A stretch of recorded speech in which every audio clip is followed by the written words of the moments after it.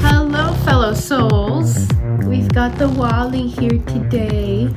I know it's been forever that I have not posted a video for after my intro video, but I wanted to finally get back on here. It's been a challenge finding the time and, I guess making the time.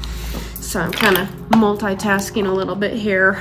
We'll be moving in just a little bit by the end of this month. So I need to get a lot of stuff with that done. Taken a while to get up the motivation, to make the time, like I said, to stop caring about what I look like or like not recording because I feel like I don't look great on a given day or whatever the excuse is, not having enough energy or just not wanting to talk because I'm not much of a talker most of the time. So trying to get on and do this stuff can be a challenge, but I have gotten myself sat down. I'm working on organizing my supplements out because I've neglected that for a while too. But I wanted to get on and talk about my main 5 things that really helped to pull me out of the depression that I experienced for a really long time. It was I would say over like 7 years, kind of coming in and out, not really staying at the same level, I guess. There's so many different ways to explain, describe depression, what it feels like, and what it can really keep you from experiencing in life, all the different things. And anyone that has experienced it will understand that for sure. But I wanted to get on here and kind of just like talk about what has helped me the most with that, to come out of that and completely see it in a different way and honestly never go back to that feeling again and be controlled by it. And yes, I've had anxiety as well that has come up through my life, but it has definitely in the past kept me from a lot of opportunities and things that I would have liked to do. But the depression that I experienced, I don't know, was a little bit more, I think I identified with it a little bit more than the anxiety. And I called myself a depressive person for a long time and called it my depression, and I just identified with it way too much, and kind of want to explain how I pulled myself out of that as well. Now I do not talk about it like I used to. So I don't call it my depression. It's the depression that I experienced, or the feelings of depression that I experienced, mainly because of the education that I have been through since the worst of it. The worst of it was probably when I was in high school, just kind of towards the end, and I had to make an environmental change in order to get out of that one. But you can't always do that. You can't always just move or change where you're living or whatever. It's not often an option for a lot of us. So I would like to talk about my top 5 things that have really pulled me out and kept me out of that feeling, the feeling of depression and the depressive feelings and everything that leads to, of course, as well. Number 1 would be the content, the social media, the movies and TV, the conversations around me that I consume. So positivity consumption rather than consumption of negative things in life. So like I said, whether that's social media or even just the conversations that people have around you, all kinds of things like that can really have an impact, especially for those of us that are more sensitive to that kind of thing or empathetic. A lot of empathetic people struggle with absorbing the emotions that are attached to negative things, negative conversations, negative social stuff, negative movies and TV. I used to be a huge horror movie buff, had a huge collection, super proud of it, and honestly identified a lot with it as well. But now it's in a box and it's ready to move on to the next person that might be interested in that stuff. And no, I didn't get rid of all my stuff, but I really kind of figured out that I was identifying with that way too much, and it's not me, it's not who I am, it's not even a part of who I am. It's just like an interest that I had at one point in my life, might still have, but I do not need to call that me or who I am, because it's not. And so I was able to recognize that and just see it as something that I liked, or that I was doing for a long time, and just separate myself from that. And I don't consume that as much anymore. Yeah, I totally throw on a horror movie here and there, and still like to get down with some of those feelings, like the adrenaline or whatever is exciting about that, or the story. I really like the stories a lot of the time. But I recognized how it was making me feel, like in the moment while I was doing it, and then the lingering feelings afterwards.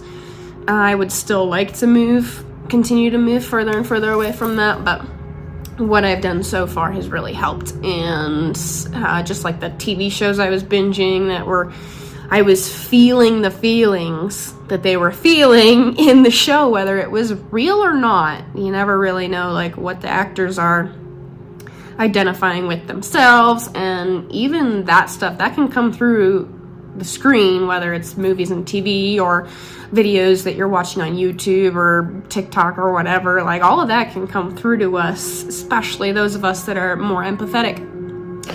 And it can really influence us, and we can really hold on to it way longer than we should, and way deeper than we should. And it can really affect us a lot. Short term, long term, all of it. Sorry, I'm coming down from sickness as well, so that has been taking my time and energy too. But I really changed what I was consuming and how often I was consuming it, and that really made a big impact. And social media is a huge part of that.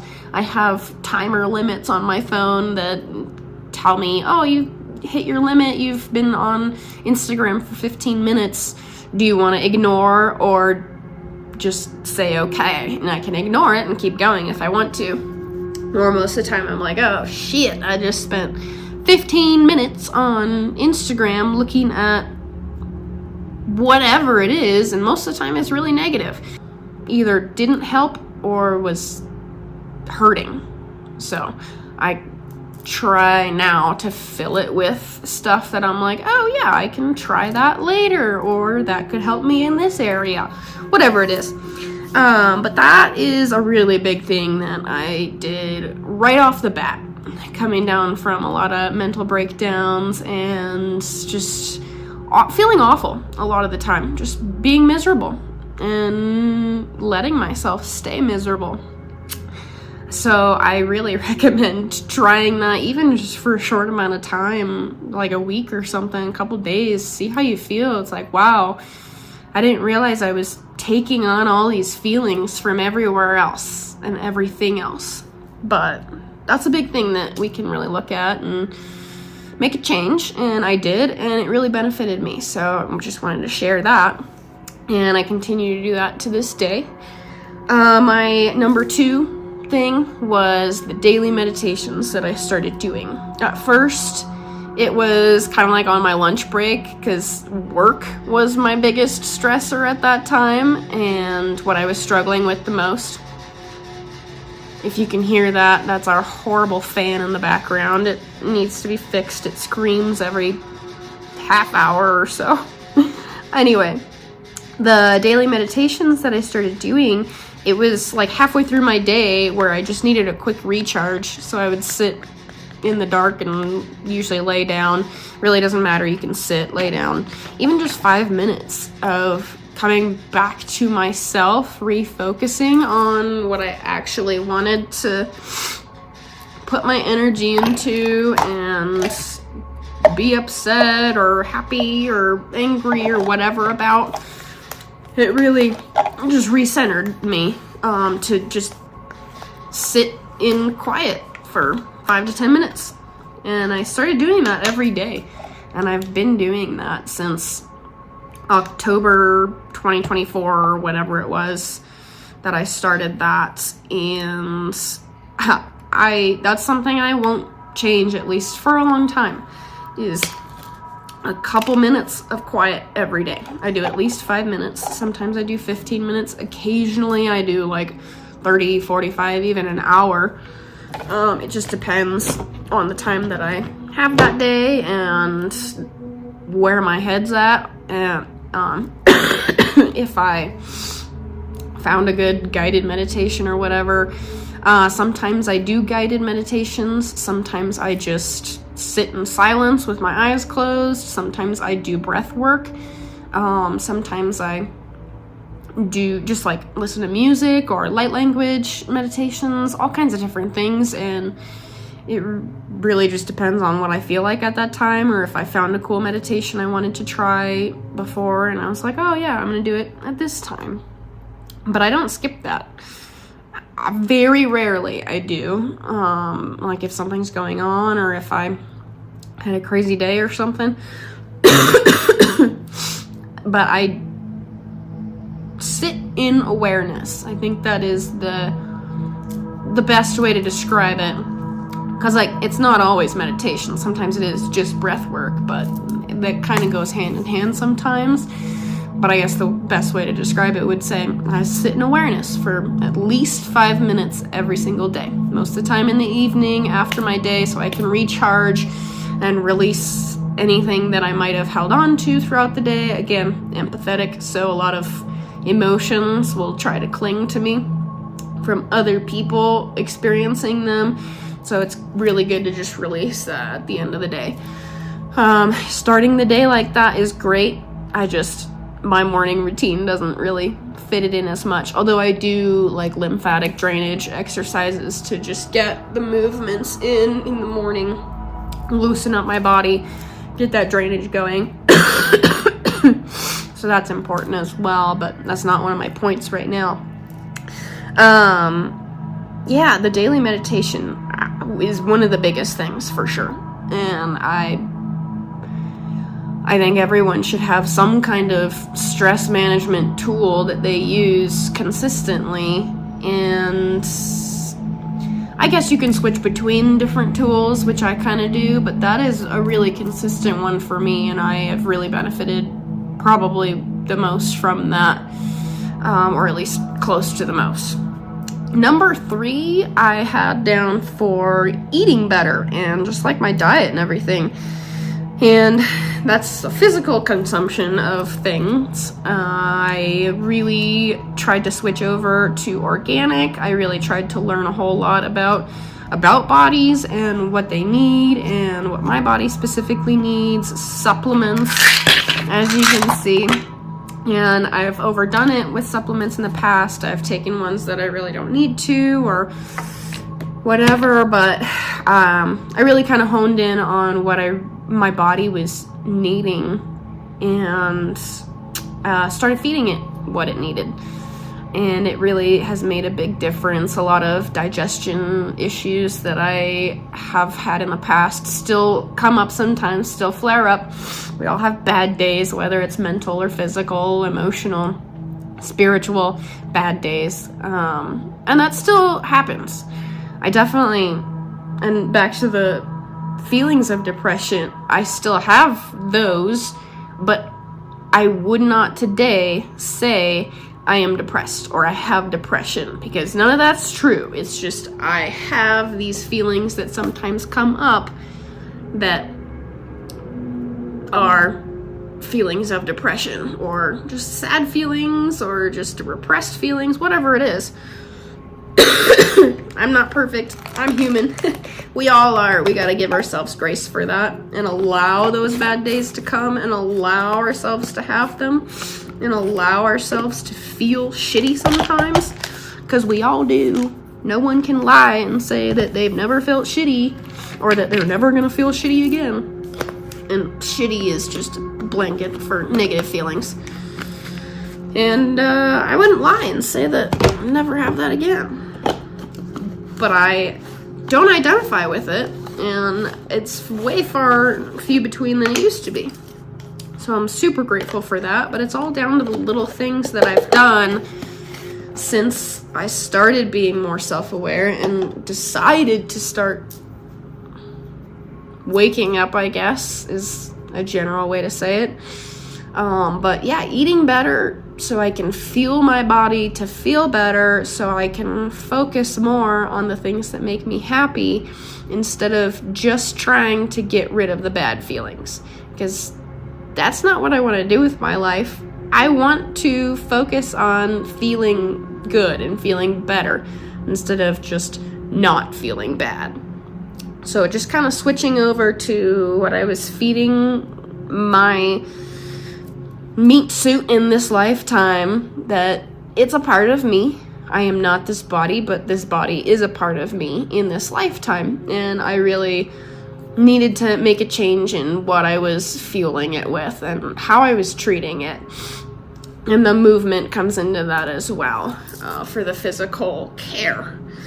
Number 4 I had on my list is very important as well, and kind of comes back to like how I talk about the depression, but it's positive self-talk and getting down into the nitty-gritty from just like not saying I hate myself and telling myself I love myself every day or whatever, but down like nitpicking into the I ams and I am this way, or instead of doing that, saying I feel this way, or I have feelings of this, or I messed up this time, but that doesn't mean I am stupid. I did something stupid. Stuff like that.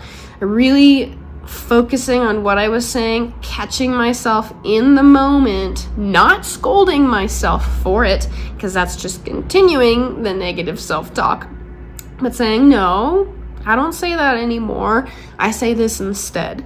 And that has made a big impact. We are what we think, we are what we say, and our reality is made up of the things we do, say, and believe.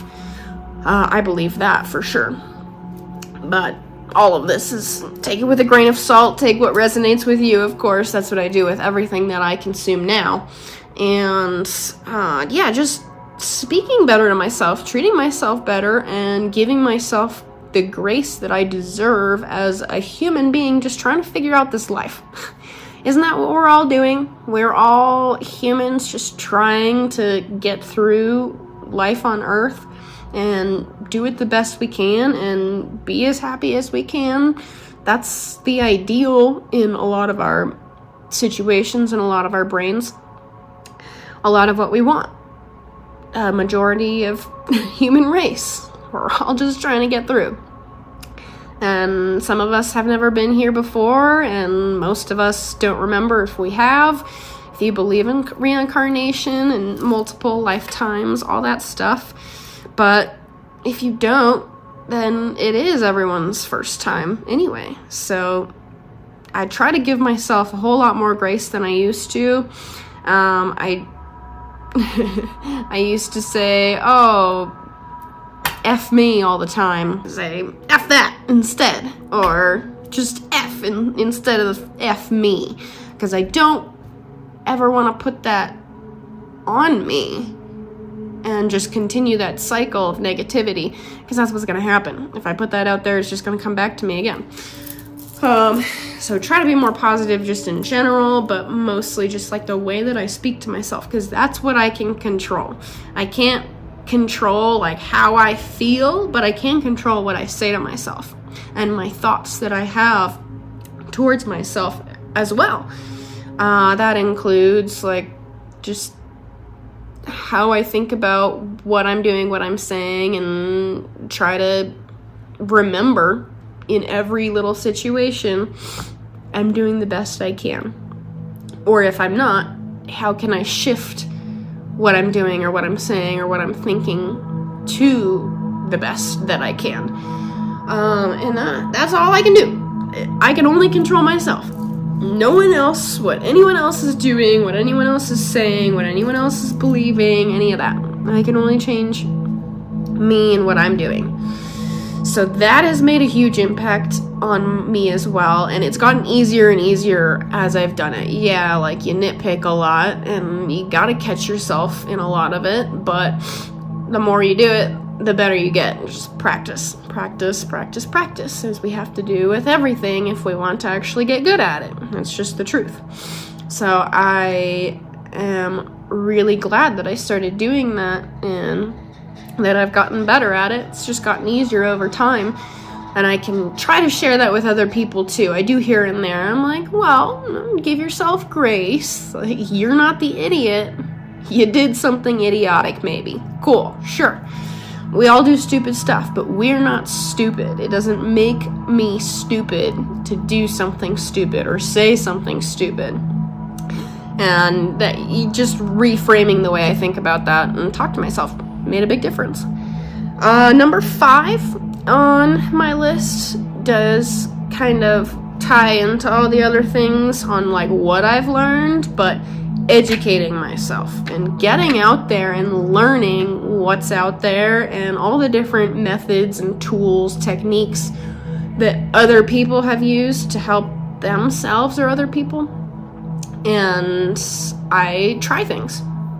I educate myself and I try things. You can't figure out what works best for you if you don't try a couple different things. If you get the best thing on the first thing you try, amazing. That's fantastic. But not everybody does. A lot of people don't. It takes a couple things a lot of the time. Sometimes it takes a lot of different things to try before you land on what works. There's a whole bunch of different things out there. There's yoga, meditation, breath work, somatic, like body dance release, whatever it's called. There's therapy. There's like group support. There's support groups. There's community, there's art therapy, so many things that we can try out there and that I have tried. Kathara healing, crazy things that I've never heard of but learn more about as I do research and educate myself, and that just puts more tools in my toolbox. So maybe if like my regular stress reduction tool doesn't work for me one time, or the situation doesn't really allow for me to just like lay down and close my eyes and meditate, there's other things that I can try, like EFT tapping, all kinds of. Video just cut off because my storage on my phone is low, so I have to make this quick. But yeah, I was talking about the education that I have pursued for myself after school. It's up to us as adults to decide what we want to educate ourselves on. And yeah, I haven't been to school in a couple of years, but that doesn't mean that I stop learning. And I do believe when we stop learning and stop growing, we do start dying. And that's just my belief, but that's a belief that a lot of people have. And I want to continue to learn, whether it's like a hobby like crochet, or if it's a course that I do for breath work, or whatever it is, or if I go back to school for some kind of math degree if I really want to. Whatever it is, I want to continue learning and growing throughout my whole life and get as much knowledge as I can in order to get through this life as easily as I can and with minimal damage to physical, mental, emotional, spiritual bodies. And I will continue to do that. And I think that is extremely important for a lot of us. And just something to focus on. It's focusing on growth. I will always do that. I always want to do that. Yeah, life gets in the way, like all of this time that it took me to get back on here and post about something that I really care about and wanted to share that has helped me.